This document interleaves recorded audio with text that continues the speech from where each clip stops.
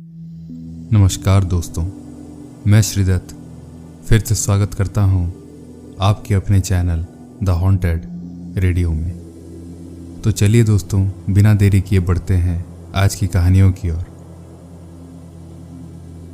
ये पहली कहानी है विकास जी की और आगे की कहानी मैं उन्हीं के ही जुबानी सुनाऊंगा।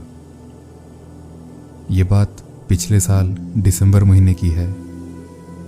रात को मुझे खबर मिला कि मेरा ट्रक रास्ते में कहीं फंस गया है। मैं तुरंत बाइक लेकर निकल पड़ा। करीब रात 10:30 बजे मुझे मेरा ट्रक दिखा। वो एक सुनसान इलाके पर खड़ा था। रास्ता भी बिल्कुल खाली था। मैं ट्रक के पास गया तो देखा अंदर ड्राइवर नहीं था। मैंने उसे आवाज़ भी लगाई पर वो शायद आसपास नहीं था।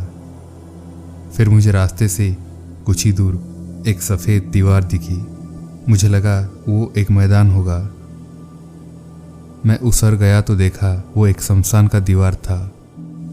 फिर कुछ देर बाद मुझे लगा जैसे कोई धीरे धीरे मुझे बुला रहा है। मैंने गौर से चारों ओर देखा तो एक पेड़ के नीचे मेरा ड्राइवर बैठा हुआ था। मैं तुरंत उसके पास गया तो देखा वो डर के मारे कांप रहा था। मैंने उसे पूछा पर वो कुछ भी कहने के हालत में नहीं था। वो बस उस कब्रिस्तान की ओर इशारा कर रहा था। अब मुझे शायद पता चल चुका था कि ड्राइवर ने कुछ डरावना देख लिया है।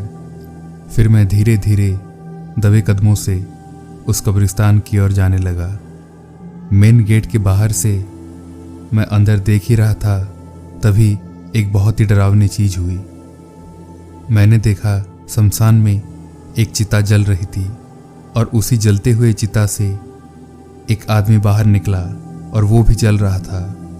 वो आदमी अचानक से नाचने लगा और कुछ देर बाद वो फिर गायब हो गया। ये सब देखने के बाद तो मैं भी डर के मारे कांपने लगा।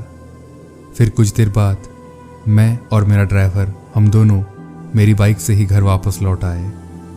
हमें अगले दिन पता चला कि वो शमशान कई सालों से बंद पड़ा है और लोग कहते हैं कि वहाँ हर रात आत्माएं ऐसी डरावनी हरकतें करती हैं।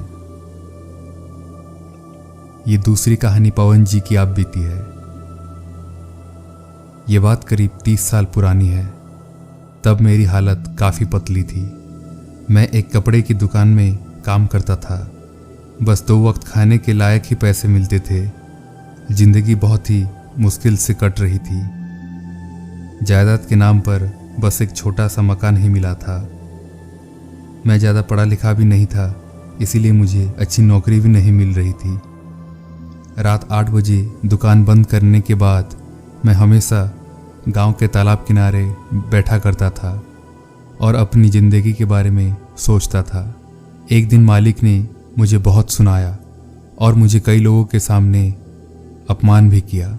मैं रोते हुए उसी तालाब किनारे आ गया। वहाँ बैठे बैठे कब रात हो गई पता ही नहीं चला। तभी अचानक से मुझे तालाब के दूसरी ओर एक बूढ़ी औरत दिखी। वो काफ़ी अजीब दिख रही थी। वो तालाब किनारे बैठकर शायद कोई क्रिया कर रही थी। मैं वहाँ से उठकर जाने ही वाला था कि तभी मेरा एक पैर पत्थर पे पड़ गया और गहरी मोच आ गई। दर्द के मारे मेरे मुंह से चीख निकल गई। तभी उस औरत की नज़र मुझ पर पड़ी। वो काफ़ी गुस्से से मेरी ओर देखने लगी। वो औरत बहुत ही भयानक लग रही थी। वो औरत काफ़ी लंबी और काली थी और उसके बाल उसके घुटने तक आ रहे थे। उसे देखकर मैं समझ गया था कि वो कोई आम औरत नहीं है। मैं वहाँ से भागने ही वाला था कि तभी वो औरत मेरी ओर लपकी और उसने मेरा गला पकड़ लिया। मेरी सांसें रुक गई और मुझे लगा कि शायद मेरी ज़िंदगी का आखिरी पल है। और तभी अचानक मेरे मुंह से निकला माँ।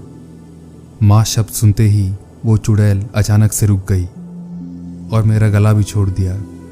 फिर वो अचानक से मेरे सामने से गायब हो गई। कुछ देर बाद मैं वापस आने ही वाला था कि तभी मुझे सामने एक काला थैला दिखा।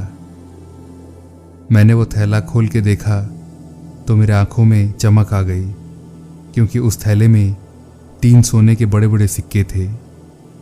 मैंने उनमें से 2 सिक्कों को बेच दिया। मुझे काफ़ी अच्छा पैसा मिला और फिर मैंने अपनी ही दुकान खोल ली। फिर उसके बाद से मेरे तो दिन ही बदल गए। उनमें से एक सिक्का आज भी मेरे पास है। तो ये थी दोस्तों आज की कहानियाँ। पसंद आए तो प्लीज़ लाइक, कमेंट और सब्सक्राइब तो ज़रूर ही करें। धन्यवाद।